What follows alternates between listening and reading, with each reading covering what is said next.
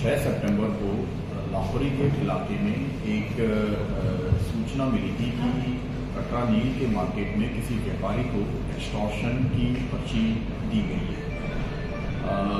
ये सूचना व्यापारी ने पुलिस को नहीं दी थी क्योंकि वो काफ़ी डर गया था एंड ये मार्केट के सोर्सेज के थ्रू मिली थी। इस पे पुलिस ने एक प्रोएक्टिव स्टैंस अपनाते हुए सिविल कपड़ों में व्यापारी से संपर्क किया ताकि उसकी मदद की जा सके।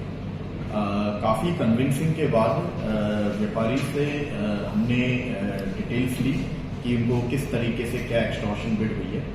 तो ये पता लगा कि 2 दिन पहले एक लड़का उसकी दुकान में आया था जो एक एनवेलप में एक पर्ची रख के गया जिसमें ये लिखा हुआ था कि अगर उसने 50 लाख रुपए नहीं पहुंचाए तो उसको जान माल का नुकसान होगा। इस पर्ची के बाद उसको लगातार 3 फोन आए, 2 एक उस दिन और 2 अगले दिन, जिसमें ये बात को दोहराया गया और उससे बोला गया कि आप तुरंत इन पैसों का इंतजाम कीजिए वरना आपको नुकसान होगा। व्यापारी इतना डर गया था कि उसने अपनी दुकान भी बंद कर ली थी कुछ टाइम के लिए और पुलिस के संपर्क में भी वो डर के कारण नहीं आया था आगे से। कन्विंसिंग के बाद उसको एक सिक्योरिटी दी गई, जब तक ये केस ना हो जाए तो उसको सिक्योरिटी प्रदान की गई और साथ ही साथ डिटेल्स लेके एफआईआर दर्ज की गई और इन्वेस्टिगेशन चालू की गई।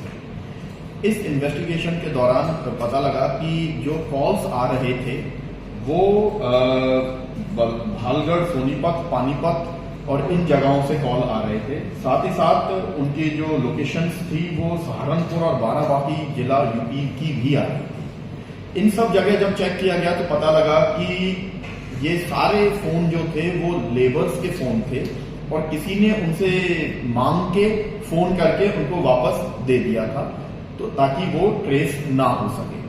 फिर भी टीम इस पे लगी रही और टेक्निकल इंटेलिजेंस एंड सीसीटीवी की इंटेलिजेंस के करते हुए लाहौरी गेट की टीम ने इस केस को क्रैक किया और अमन कुरैशी नाम से 24 ईयर ओल्ड को एक वो अरेस्ट किया है जिसने ये पर्ची वहां पे भिजवाई थी और जिसने ये एक्सटॉर्शन कॉल्स की थी। जब पूछताछ की गई अरेस्ट के बाद तो पता लगा कि अमन कुरैशी कपड़े दूसरे शहरों में, दूसरे स्टेट्स में बेचता था और वो यहाँ से बल्क में इनसे कपड़े लेता था।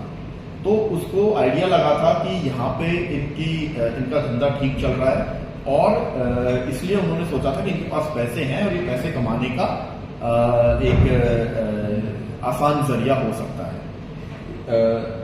जो अक्यूज्ड निकला है वो पहले से कंप्लेनेंट को पुराने तौर पे जानता था और उसने इसी बात का फायदा उठाया था कि उसके पास उसकी इंफॉर्मेशन थी सारी चीजों की जिसका उसने फायदा उठाया एक्सटॉर्शन कॉल करने में। इसी के साथ इस अक्यूज्ड को अरेस्ट कर लिया गया है।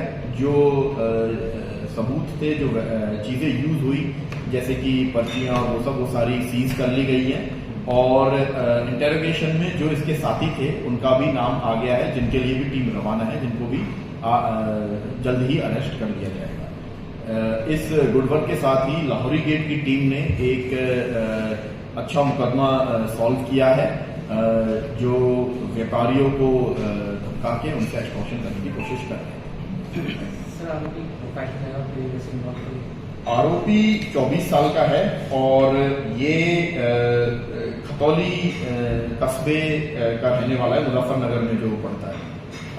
इस पे पहले कोई मुकदमा नहीं है लेकिन जो आरोपी का साथी था उस पे लोकल 2-3 मुकदमे हैं। अभी उसकी इंफॉर्मेशन आ गई है एंड टीम गई हुई है रेड पे उनको अरेस्ट करने। किस तरह के मुकदमे से उसको? क्या किस तरह के मुकदमे? लड़ाई झगड़े वाले मुकदमे। ये एक्सटॉर्शन मांगने की कोशिश कर रहे थे, जो पर्चियां हमने बताया दी थी, तो ये क्या कह रहे थे? तो किसी गैंग का बताकर कह रहे थे? ये इन्होंने ये कहा था कि अगर आपने 50 लाख रुपए जामा मस्जिद नहीं पहुंचाए, जामा मस्जिद के इलाके इन्होंने बताया था, तो आपको जान से हाथ उठाओ। खुद को किसी गैंग का बता रहे थे लोग?